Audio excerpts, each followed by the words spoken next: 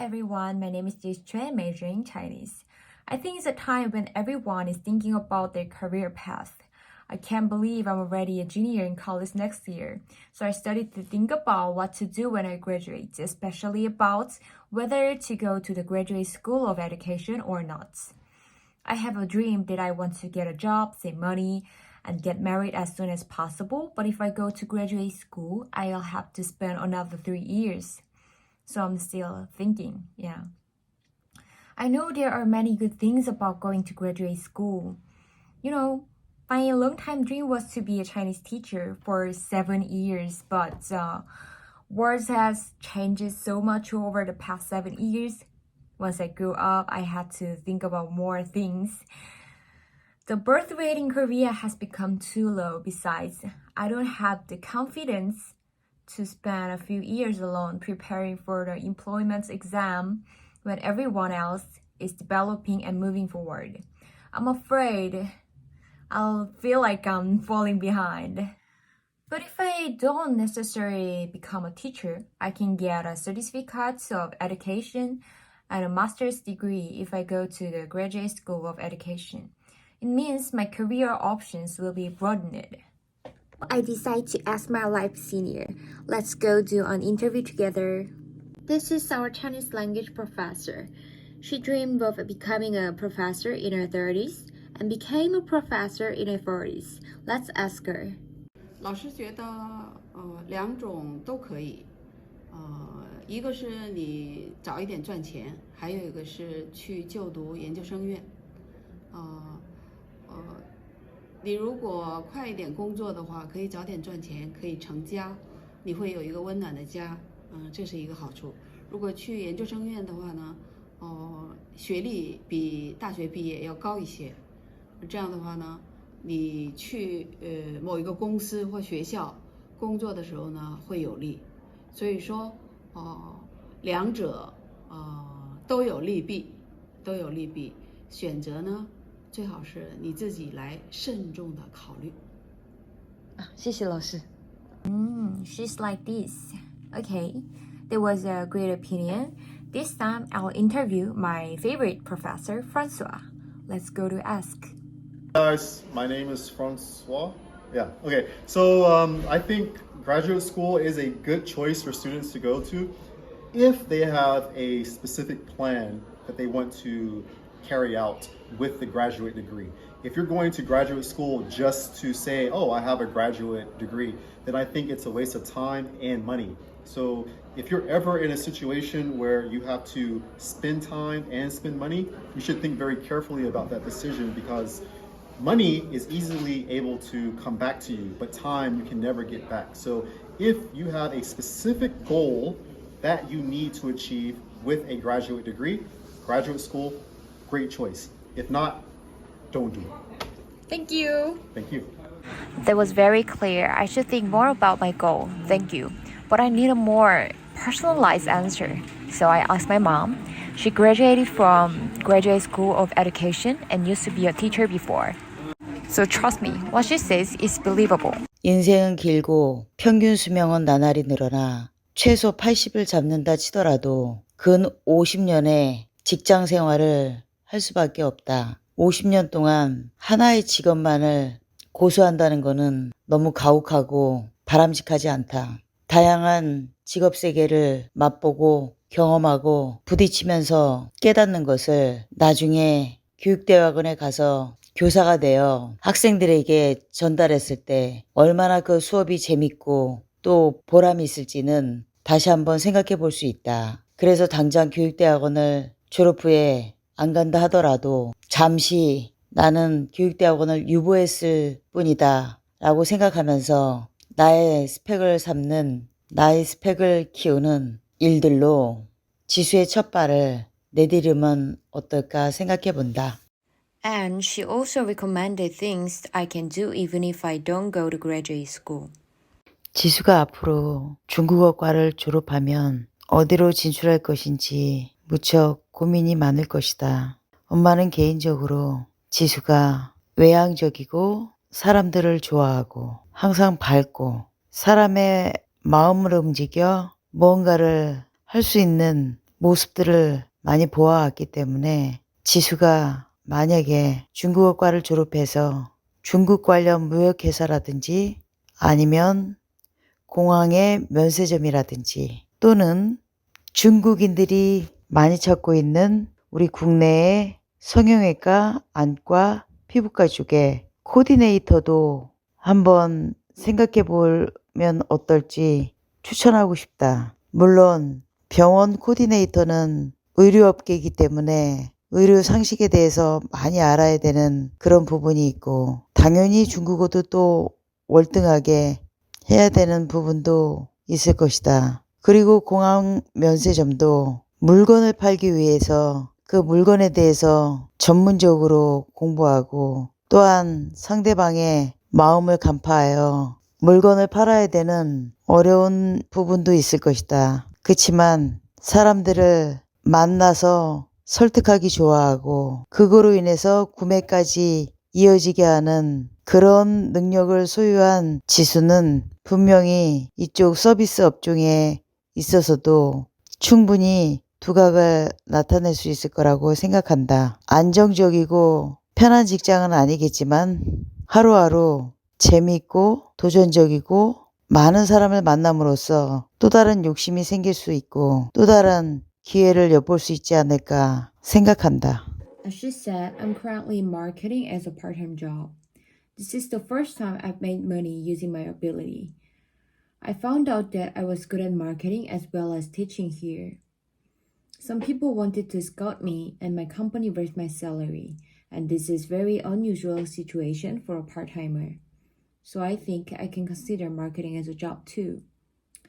And I researched it more while making this video. In fact, since Korea has the lowest birth rates, there will be a lack of children, so naturally there will be a lack of demand to learn Chinese. But if I become a school teacher, the state has to allocate schools unconditionally because it is a public servant and it is not significantly affected by birth rates. In other words, in the current situation, teachers have little merit unless they are public servants. In the process of asking for opinions from few people and conducting interviews, I also looked back and organized my thoughts, what to do before graduation and how to live after graduation. First of all, I have to get a TOEIC score before graduation, and I have to renew my HSK certificates. Also, I have to work hard in school and maintain high grades. I have to do my best in my career that I can build at school while participating in school activities. I also have to explore what kind of job would suit me through other part-time jobs or various experiences. Since the graduate school of education consists of night college or seasonal semester, I can get a job and earn money and do graduate school at the same time. The graduate school of education will soon be abolished because of Korea's politics. I don't think it's a bad idea to get a degree when my dad can apply. Of course, it will be a very busy and long journey, but I think it would be good to build a career when I am still young. And realistically, it's not easy to save money while living alone. If I get a job, I think I'll have to go to my parents' house and work and graduate school. I once discussed my dream job as a topic in class, and I want to do a sitting office job. Even if I don't take the employment exam, if I graduate from the graduate school of education, I have a certificate of education and a degree in the graduate school. Then, even if I change jobs in the future, I'll be able to go to a better place, and I think I'll have more options. It is my long cherished dream to build a family and have children. It's really cool to have someone grow with my ability. That's why I wanted to be a teacher. But in Korea, it is hard to get married without money. I'll do my best to achieve my dream without being swept away by the rapidly increasing social atmosphere of non-militarism. I want to build a family and have children in a stable and relaxed state as much as my parents did for me. In addition, I don't want to rely on my future husband financially. My father is a little more powerful in my house. I think it's because my dad has economic rights. This means that my dad manages the economy of our house. Also, I want to make a foundation for my partner to rest on me for a while when he's so exhausted that he wants to rest. Because there are always variables in life, such as taking a break before changing jobs. I also want a responsible spouse to rely on when I want to rest. And I want to keep this relationship equal. Okay, so I have concluded about this problem, but the video length is not enough, so I'm going to talk about the rising hedonism, individualism, and low birth rates as social problems in Korea. First, I want to talk about hedonism. Have you ever heard about hedonism? Hedonism means avoiding pain and pursuing pleasure only. I think pleasure is dopamine and happiness is oxytocin. Oxytocin is a hormone that comes from a comfortable state, such as when you are with your family or spouse. Such is the sense of belonging and stability. Dopamine is more immediate and irritating. In this generational provocative information, people are chasing dopamine. I want to call hedonism dopamine poisoning. The human brain orders humans to rest or do something pleasant. That's when we release dopamine as a reward, and we learn from it. We get used to avoiding pain and doing only pleasant things. And when it becomes a habit, we become lazy. People have been chasing pleasure, and there have been many drugs and Bitcoin so on in our country. Dopamine is not all bad. In Korea, there are many conditions that need to be equipped to achieve happiness, and the path to achieve true happiness is so long and harsh.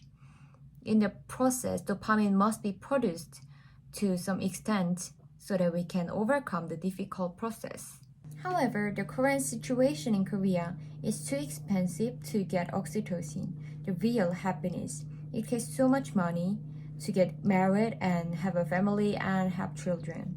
In order to raise money, we have to avoid a lot of temptation and dopamine. In particular, there are more people who do not get married at the metropolitan area in Korea, such as Seoul.